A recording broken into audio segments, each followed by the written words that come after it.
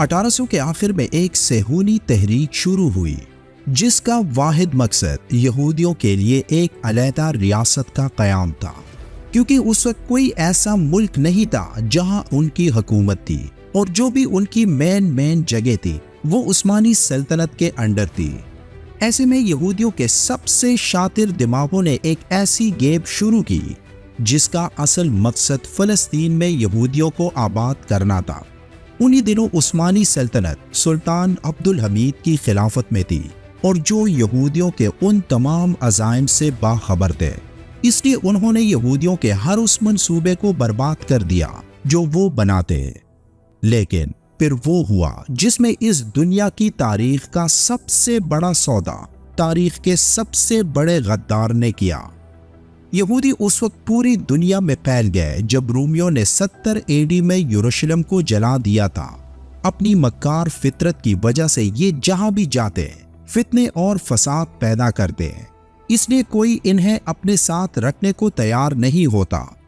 اس وقت سے یہ لوگ اپنے ایک مسیحا کے انتظار میں ہیں کہ جو ان کو ایک ہی جگہ اکٹھا کر کے انہیں پوری دنیا کا حکمران بنا دے گا۔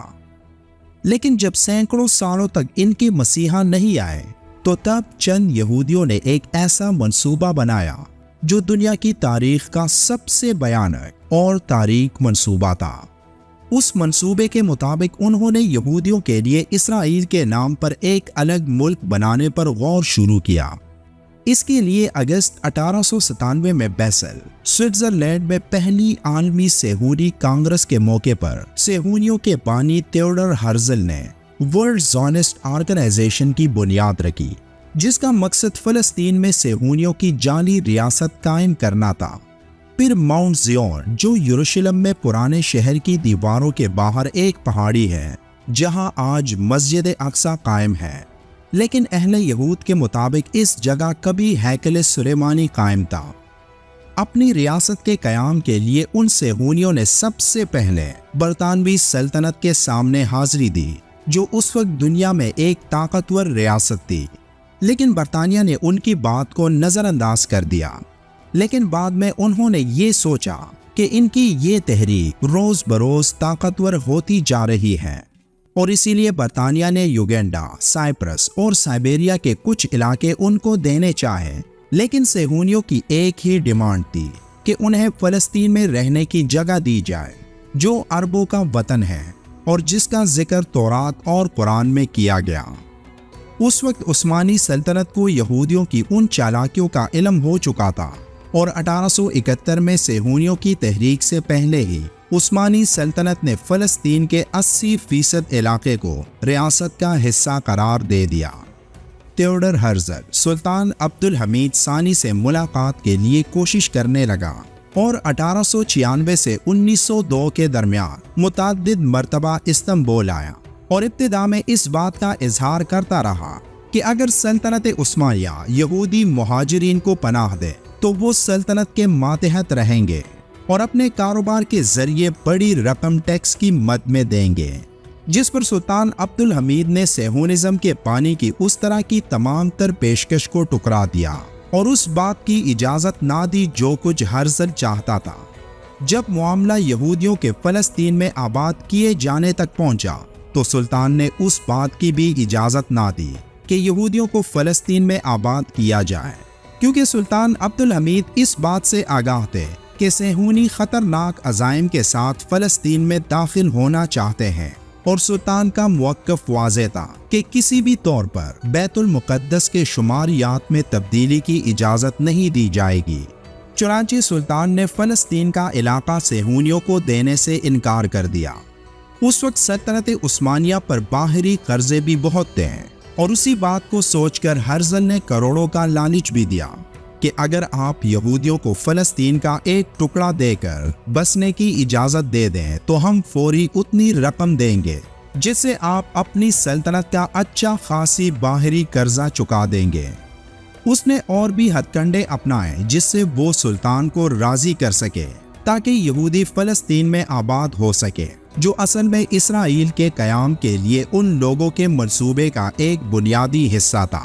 لیکن سلطان عبدالحمید اپنی بے مثال ذہانت اور خدا داد بصیرت کی بنیاد پر یہودیوں کی چالوں سے اچھی طرح واقف تھے۔ وہ سمجھ گئے کہ یہودیوں کے لیے زمین کی خاطر یہ رشوت کی پیشکش کی جا رہی ہے، اس لیے انہوں نے اس پیشکش کو ٹکرا کر ہرزل کو یہ جواب دیا کہ میں فلسطین کی ایک بالش زمین بھی نہیں دے سکتا۔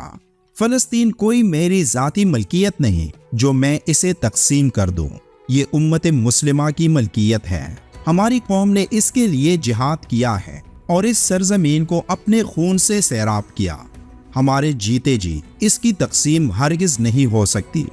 یہودی اپنی کروڑوں اربوں کی دولت اپنے پاس رکھے۔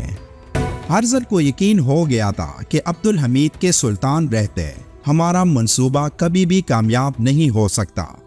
اس لیے اس نے اس وقت کے فری میسن تنظیم کے ساتھ اتحاد کیا اور شریف مکہ اور نوجوان ترک تنظیم کے ساتھ مل کر سلطنت عثمانیہ کے خاتمے کے مہم پر لگ گئے۔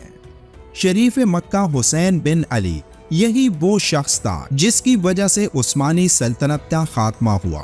اور فلسطین میں یہودیوں کو آباد کیا گیا، جہاں بعد میں اسرائیل کے نام پر ایک الگ ریاست کا قیام ممکن بنایا گیا۔ یہ بھی یاد رہے کہ سلطنت عثمانیہ میں حجاز پر، جہاں مسلمانوں کے دو مقدس ترین شہر مکہ اور مدینہ ہیں، پیغمبر اسلام کے قبیلے بنو ہاشم سے تعلق رکھنے والے کو خاندان کا حکمران بنایا جاتا تھا اور وہ شریف مکہ کہلاتے تھے۔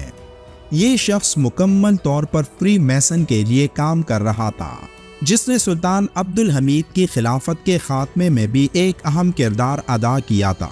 اور بعد میں برطانیہ کی مدد سے مدینہ پر حملہ کر کے مکہ اور مدینہ میں عثمانی خلافت کے آخری سپاہیوں کو ہتھیار ڈالنے پر مجبور کر دیا تھا۔ یہ تھی عربوں کی وہ بغاوت جو ان کے بقول عثمانی سلطنت کے خلاف تھی، لیکن اصل میں اس کے پیچھے اسرائیل کے قیام کی راہ ہموار کرنا تھی، جس کے لیے فلسطین کے دو ٹکڑے کر کے 1948 میں زبردستی اسرائیل نامی یہودی ملک اقوام متحدہ کے ذریعے بنوا دیا گیا، جہاں آج یہ یہودی اپنے مسیحا کے انتظار میں اور اپنے تیسرے ہیکل کی تعمیر کے لیے اکٹھے ہو چکے ہیں، اور ان کی کوشش ہے کہ کسی طرح مسجد اقصی کو گرا کر اس کی جگہ اپنا تیسرا ہیکل تعمیر کیا جا سکے۔ اور آج جو کچھ فلسطین میں ہو رہا ہے تو یہ انہی کا 9/11 کے طرز کا ایک منصوبہ ہے، جس کی بنا پر یہ فلسطین پر مکمل کنٹرول حاصل کر کے پوری دنیا میں اپنی حکومت کا اعلان کرنا چاہتے ہیں۔